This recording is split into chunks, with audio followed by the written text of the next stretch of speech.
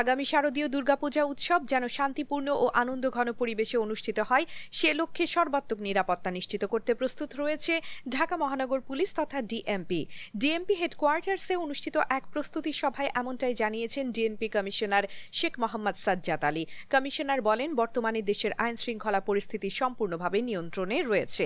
অতীতের অভিজ্ঞতা ও জনগণের সহযোগিতা নিয়ে আমরা এবারে দুর্গাপূজাও নিরাপদ ও উৎসব মুখর পরিবেশে সম্পন্ন করতে পারব বলে আশাবাদী। তিনি আরো বলেন, ধর্মীয় উৎসবকে কেন্দ্র করে কেউ যাতে অপপ্রচার চালাতে না পারে, বিশেষ করে সামাজিক যোগাযোগ মাধ্যমে কোনো বিভ্রান্তিকর তথ্য ছড়িয়ে না পড়ে সে বিষয়ে সবাইকে সতর্ক থাকতে হবে। কেউ যদি এমন অপপ্রচারে লিপ্ত হয় তার বিরুদ্ধে কঠোর ব্যবস্থা নেওয়া হবে।